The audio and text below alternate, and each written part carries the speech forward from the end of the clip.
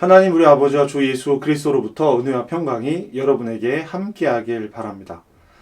네, 오늘은 2월 첫 번째 주일입니다. 온가족 예배를 드리는 날인데요. 우리 영상으로 예배하시는 분들도 이 온가족 예배의 의미를 함께 생각해 보면 좋을 것 같습니다. 주일 예배를 다른 이름으로 이름 붙일 이유는 사실 없습니다. 그저 하나님께 드리는 예배로 충분합니다. 그런데 우리가 굳이 온가족 예배라고 이름을 붙이는 것은, 굳이 그렇게 하는 것은 이 예배에 대한 우리의 특별한 마음이 있기 때문입니다. 온 세대가 함께 예배드리는 이 시간을 통해서 믿음의 유산이 우리 자녀들에게 이어지기를 기대하는 것이죠. 여러분, 이것은 단순히 예배를 함께 드린다고 해서 이루어지는 일은 아닐 것입니다. 우리가 더 많은 노력을 해야겠죠. 어쩌면 아이들은 자신들의 예배가 아닌 어른들과 함께 예배 드리는 것을 조금 속상해할지도 모르고요. 또 불편해할 수도 있고 교회 오는 것을 싫어할 수도 있습니다. 어른들도 마찬가지죠. 그런데 여러분, 전도가 참 어려운 시대, 어려운 일인데요. 우리 품에서 태어난 이 아이들을 하나님께서 우리에게 주신 기회이기도 한데, 이 기회를 놓쳐버린다면 얼마나 큰 손실이겠습니까? 기회를 잡을 수 있다면 우리는 최선을 다해서 우리 아이들을 품어야 할 것입니다. 이 아이들이 아이들끼리 예배드리는 걸 좋아해요. 아이들끼리 노는 것을 좋아합니다. 그 이유가 무엇일까요? 어른들이 끼면 자신들의 방법이 깨지기 때문입니다. 아이들은 마음껏 뛰어놀고 싶은데 어른들, 특히 이제 부모님들이 다른 사람의 눈치를 보는 경우가 있습니다. 우리 아이가 다른 사람에게 방해가 되면 어쩌나 하는 그런 염려 때문일 거예요. 아이가 울거나 소리를 지르거나 또 시끄럽게 굴거나 부산스럽게 다른 짓을 할 때 사람들은 자연스럽게 그쪽을 바라보게 됩니다. 소리가 나니까요. 소리가 나니까 보는 것인데, 그 당사자들은 그 시선을 질책의 시선으로 받아들이기도 하고 우리 아이가 크게 잘못했나 이런 생각을 갖게 하기도 합니다. 그래서 불편하고 미안한 마음을 갖게 되는 것이죠. 혹 우리가 다른 이들의 예배를 방해하는 것은 아닐까, 그래서 우리를 쳐다보는 것은 아닐까, 이런 생각을 하게 된다는 거예요. 우리 한옥반미교회 성도님들은 싫어서 미워서 쳐다보는 분은 단 한 분도 계시지 않을 줄로 알고 있습니다. 그렇죠. 여러분 모두가 그런 마음이실 거예요. 오늘부터 이 자녀들과 함께 드리는 예배를 더 마음 다해서 함께 드리기를 부탁드립니다. 또 이 온가족 예배의 또 다른 특징은 성찬을 함께 나누는 것인데요. 오늘부터 이제 성찬을 나눌 때, 지금까지는 보면 자녀들을 이렇게 앞세워서 성찬을 나누는 경우를 보거든요. 자녀들이 먼저 자 이렇게 받아 하고 하는데, 오늘부터는요, 부모님들이 먼저 성찬을 받으십시오. 부모님들이 성찬을 받으실 때 아이를 옆에 세워놓고 아이에게 부모가 성찬 받는 모습을 올바로 보여주시기를 부탁드리겠습니다. 이렇게 왼손을 위쪽으로 놓고요, 오른손을 아래에 놓고 떡을 받아서 놓고 떡을 오른손으로 들어서 입으로 드시고요.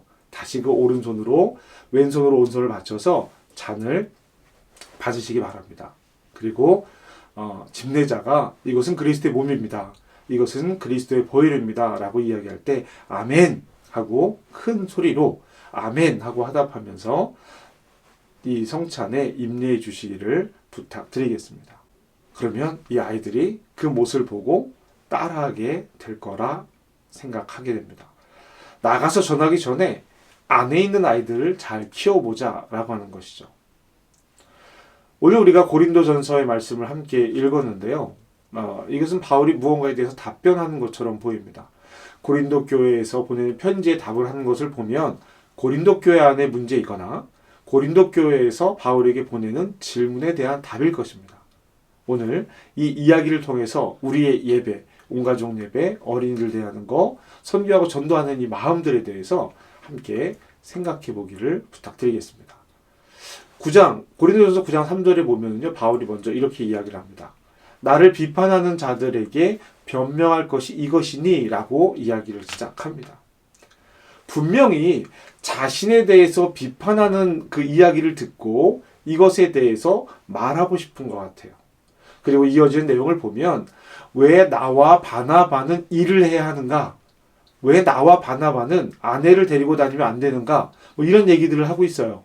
이렇게 보면 이것은 이 생활비에 대한 이야기를 하는 것으로 보입니다. 다른 사도들이 헌금, 사람들이 모은 구제금으로 생활을 하는 것에 대해서는 아무런 말도 하지 않는데 바울과 바나바가 성도들의 구제금, 헌금으로 생활하는 것에 대해서는 어떤 문제를 제기했던 것으로 보여요. 이에 대해서 바울이 사도의 직분을 가지고 우리도 그렇게 할 수 있다라는 것을 분명하게 이야기합니다. 이것이 9장 전반절이에요. 그리고 오늘 우리가 읽은 이 말씀이 두 번째 비난에 대한 답변을 하고 있는 것으로 보입니다. 두 번째 비난은 바울이 사람들을 대하는 태도, 사람들을 만나는 방법에 대한 비난이었던 것으로 보입니다. 바울은 자신의 태도에 대해서 이렇게 답변을 합니다. 19절 말씀입니다. 내가 모든 사람에게 자유로우나 스스로 모든 사람에게 종이 된 것은 더 많은 사람을 얻고자 함이라. 아멘. 바울은요, 모든 사람에게 종이 된다라고 말하고 있습니다. 모든 사람이 종이 될 수 있다라고 말하고 있는 거예요. 더 많은 사람을 얻기 위해서라면 모든 사람을 위해서 난 종이 될 수 있습니다. 라고 이야기를 하는 것입니다. 더 많은 사람을 얻기 위해 모든 사람이 종이 되었지만 바울의 기대와는 달리 결과는 모든 사람이 아니었어요. 그리고 바울도 그것을 알고 있었단 말입니다. 22절 후반절을 보면 이렇게 기록을 하고 있습니다. 내가 여러 사람에게 여러 모습이 된 것은 아무쪼록 몇 사람이라도 구원하고자 함이라. 아멘. 사랑하는 성도 여러분, 모든 사람이 종이 된다는 것은 바울이 가진 자신감이기도 합니다. 바울은 단순히 다른 사람의 비율을 맞추겠다는 것이 아닙니다. 복음을 전하기 위해서 다른 사람의 비율을 맞추겠다는 것이 아니라, 기분을 맞추겠다는 것이 아니라, 그 사람의 기호를 따라서 그 사람이 하고자 하는 것을 따라 하겠다는 것이 아니라는 거예요. 내가 할 수 있는 일을 하겠다는 겁니다. 바울에게 중요한 것은 그 사람의 기분, 기호, 감정이 아니라 복음이었어요. 만일 다른 사람에게 맞추는 것이 복음을 가로막는 일이었다면 바울은 그 일을 하지 않았을 것입니다. 바울은 형식을 바꾸고 맞춰줄 수는 있어도 그 내용을 바꾼 것이 아니에요. 바울이 전하고자 하는 복음은 변하지 않습니다. 이들이 문제 삼고 있는 것은 율법에 대한 태도였던 것으로 보여요. 율법 아래에 있는 사람, 율법 아래에 있지 않은 사람, 이런 표현들이 나오잖아요. 율법 아래에 있는 사람은 율법 아래에 있는 것처럼, 율법 아래에 있지 않은 사람들은 율법 아래에 있지 않은 방식으로 사람들을 만났다라고 하는 것입니다. 여기서는 아마도 눈에 보이는 음식에 대한 정결 예법이 두드러졌을 거예요. 음식을 어떻게 먹느냐의 문제인 것이죠. 유대인들은 음식을 먹는 법을 지켰습니다. 먹어야 되는 음식과 먹으면 안 되는 음식을 구분했고, 먹을 때 어떤 태도로 먹어야 하는지를 구분했었다라는 거예요. 그런데 이방인들에게는 이것이 문제가 되지 않았습니다. 그들을 만나서 유대인들을 만날 때, 이방인들을 만날 때 바울의 태도는 각각 달랐다라는 거예요. 그들의 전통을 존중해줬다는 이야기죠. 아마도 이것을 각각의 사람들 모두가 문제 삼았던 것 같아요. 어쩌면 각각의 사람들이 바울의 태도를 근거로 자신들의 행동을 정당화하려고 한 것은 아닌가 싶습니다. 바울도 율법을 지켜, 아니야, 바울도 율법을 따르지 않아 라고 하면서 바울이 자신들에게 했던 행동을 근거로 해서 자신들의 태도를 정당화하려 했던 것으로 보인다는 것이죠. 앞서 8장에서 우상에게 바쳐진 고기를 먹는 문제에 대해서 대답하는 내용이 있습니다. 믿음이 약한 사람에게는 그 믿음이 약한 사람에게 맞춰줘야 한다는 것이죠. 그 전제가 무엇이냐면 우상에게 바쳐졌던 음식이 나에게는 문제가 없다라는 거예요. 그건 나한테 문제되지 않아. 그런데 그럼에도 믿음이 연약한 사람이 그것을 문제로 만나고 있다면 나는 그 문제를 갖고 있는 사람에게 맞춰주겠다라는 거예요. 그리고 바울은 우리가 복음을 전하기 위해서라면 단지 몇 사람을 위해서라도 모든 사람의 종이 될 수 있는 마음이 있어야 한다라고 이야기하는 것입니다. 섬김의 마음입니다. 같이 술을 마시고 음식을 먹고 놀고 흥청망청 즐기는 삶을 이야기한 것이 아닙니다. 그들의 삶 가운데 들어가는 것을 이야기하는 거예요. 그런데 우리는 때때로 우리 가까이에 있는 이들, 공동체 식구들을 보면서도 판단하고 평가할 때가 있다는 거예요. 나와 다른 방식이라고, 나와 같은 뜻이 아니라고 멀리하고 외면하고 판단할 때가 있습니다.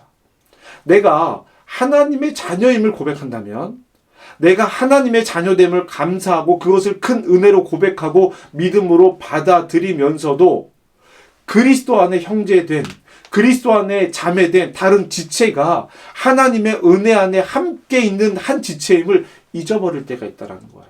그래서 내 기준에서 판단하고 평가하는 거예요. 상대방의 이야기가 아니라.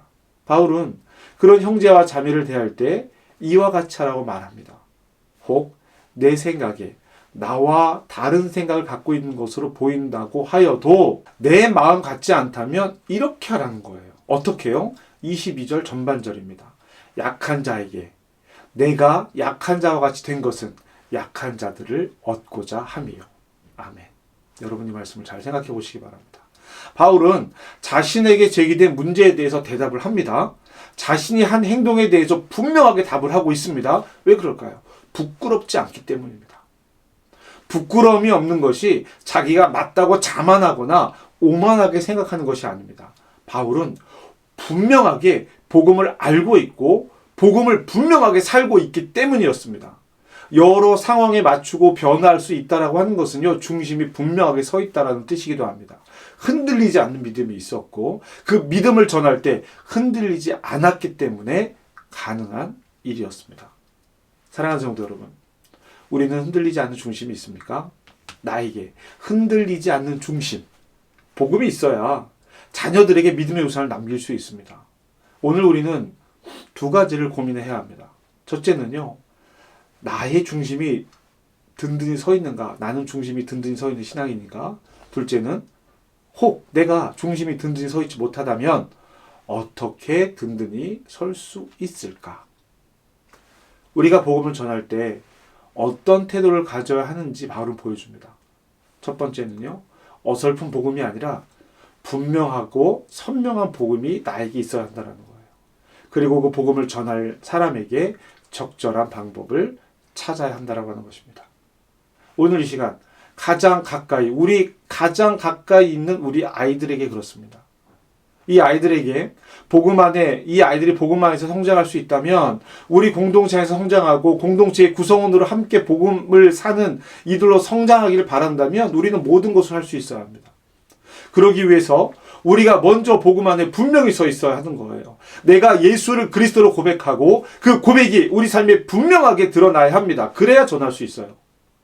저와 여러분에게 하나님 나라 복음이 분명하게 드러나고 하나님 나라 복음으로 살아가는 삶의 기쁨이 넘쳐나기를 주님의 이름으로 축복합니다. 사랑하는 자녀들에게 그 기쁨이 이어져 가기를 주님의 이름으로 축복합니다. 여러분, 우리 이 시간 함께 기도할 텐데요. 함께 예배를 드리는 자녀들의 머리에 손을 얹고 또 품에 안아주세요. 사랑한다고 말해주시고 하나님의 축복이 너의 삶에 가득하게 해달라고 기도하라고 축복해 주세요. 우리부터 시작합시다. 바울처럼 선교지로 나갈 수도 있고요. 교회 바깥으로 나갈 수도 있습니다. 그러나 그런 형편이 아니라면 지금 여기에서 우리 공동체에서 시작해야죠. 자녀들을, 교회 공동체 식구들을 바라보는 마음이 이와 같이 넓어지기를 주님의 이름으로 축복합니다. 모든 사람의 종이 되어야 하는데요. 그래야 하는 이유는 몇 사람이라도 얻기 위해서다. 이 말을 여러분 기억하시기 바랍니다. 저와 여러분이 그 복 가운데 함께 하시기를 주님의 이름으로 축복합니다. 내가 먼저 복음 안에 선명하고 분명하게 서기를, 그 믿음으로 공동체를 사랑하고 자녀들을 사랑하는 마음으로 섬길 수 있기를 함께 기도하고 성숙하는 저와 여러분 되시기를 주님의 이름으로 축복합니다. 기도하시겠습니다. 하나님, 몇 사람이라도 얻기 위해서 모든 사람의 종이 될 수 있다는 바울의 고백을 봅니다. 유대인들에게, 율법 아래 있는 사람들에게, 율법 아래 있지 않은 사람들에게, 약한 자에게, 모든 사람에게 종이 될 수 있다는 바울의 고백을 봅니다. 바울은 오직 복음을 전하기 위해서라면 모든 것을 할 수 있다고 말합니다. 하나님, 먼저는 우리가 우리 공동체 안에서 서로를 향한 마음이 이어갔기를 기도합니다. 자녀들을 바라보는 마음이 이어갔기를 기도합니다. 주님께서 도우시고 성령께서 역사하셔서 먼저 내가 복음 안에 분명히 서게 하여 주시옵소서. 그 마음으로 형제를, 이웃을 바라보게 하시옵소서. 몇 사람이라도 얻기 위해 그래야 하는 일을 행하게 하여 주시옵소서. 예수님의 이름으로 기도합니다. 아멘.